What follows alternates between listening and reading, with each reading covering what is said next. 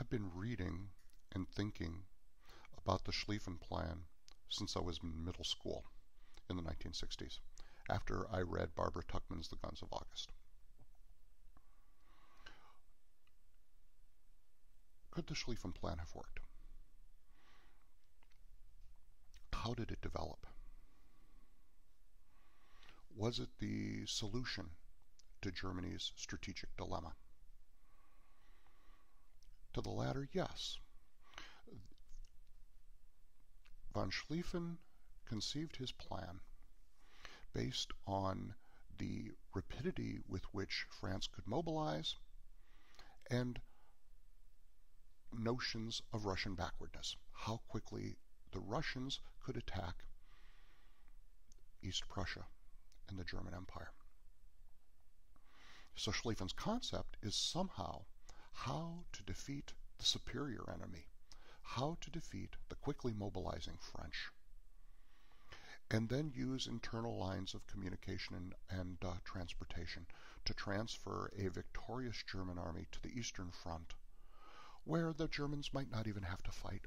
Russia will accept the fait accompli of a successful German victory over France. Now, once Schlieffen decided to make this the focus of Imperial German war planning, he went to work, looking at maps, looking at roads upon which the German troops could advance. How could this happen? Now, of course, at the kernel of the Schlieffen Plan is to take 6 of Germany's army corps, to line them up from the Dutch border, from just above the Dutch border to Switzerland, to have the units deployed in Alsace-Lorraine retreat to the Rhine, where they would make a stand. So German forces would forfeit land, while the majority, the powerful right wing, would swing through the Netherlands, the southern tip of the Netherlands, past Maastricht, across Belgium, getting behind the French army. The farthest soldier on the right, Schlieffen said, German soldier, should dip his sleeve in the English Channel, getting around behind Paris, catching the French in a vice. Now, strategically, not necessarily a bad idea. Effectuating it was very difficult. So how do you move these huge masses of men across the Netherlands and Belgium? And Schlieffen spent all his time looking at the maps and trying to figure it out, and every year modifying his plan.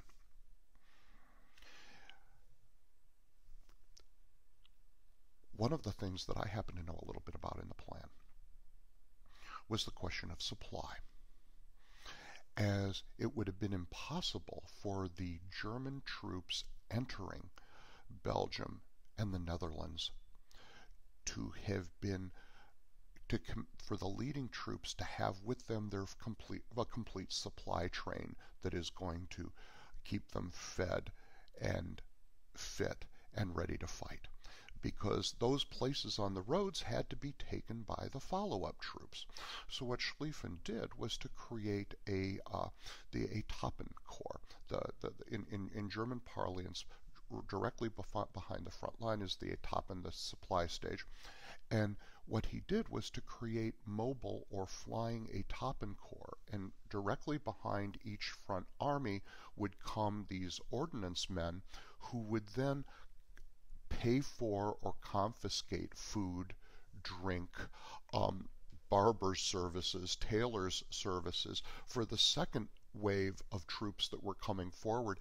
And these second waves of troops would be supplied, would not be carrying their supplies with them, but rather would be supplied by purchase or confiscated items in the terrain through which they were marching. So very well worked out, very sophisticated. But it did not hide the fact that the very first front wave, by the time they reach the French border, are going to be tired. By the time they get beyond Paris. They are going to be tired. They are going to be hungry. Their uniforms will be torn. Their boots will be wore out.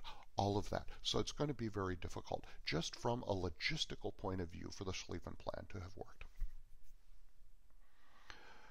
After Schlieffen's retirement, when his place was taken by Helmut von Moltke, the nephew of the great Helmut von Moltke the Elder, the genius of the Franco-Prussian War, von Moltke was more susceptible to political concerns, for instance, the protecting of East Prussia, whether it was appropriate to pull back out of Alsace-Lorraine.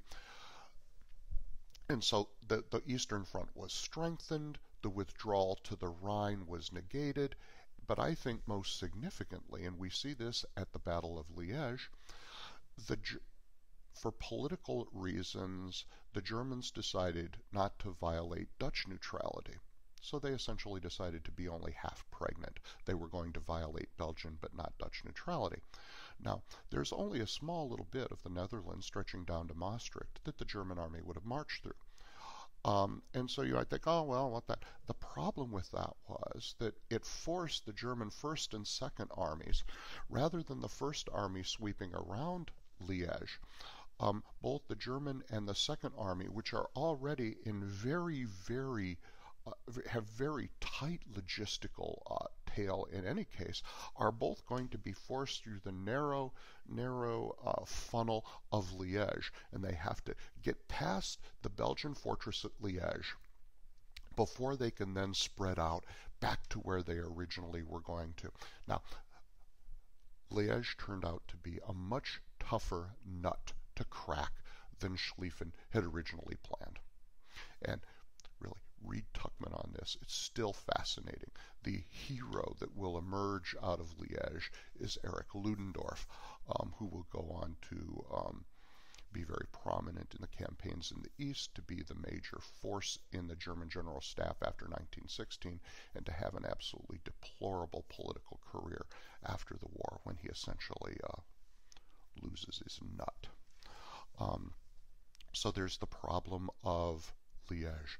The second problem that emerged in the planning for the Schlieffen Plan was the arrival of the British Expeditionary Force. Under the Entente Cordiale, the British and the French signed an agreement of alliance. In 1907, there was a military codicil added where the British had agreed to provide X number of troops to the French by X day. This all took place after the original conception of the Schlieffen Plan, and as is so many times with plans, when you've got a bug, you tend to sort of ignore it. Moltke tended to sort of ignore it. The BEF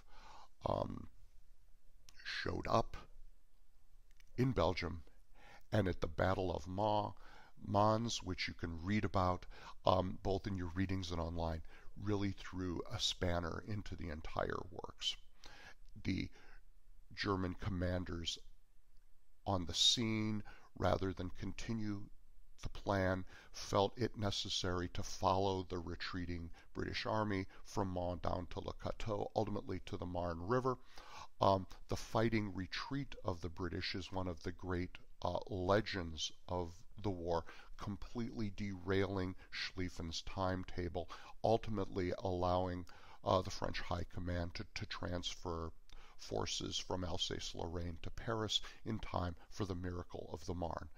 Could the Schlieffen Plan have worked? Maybe, sorta, who knows? I would like you to think about that, to write about it, and what was the role of the BEF, the British Expeditionary Force, in all of this. Thank you.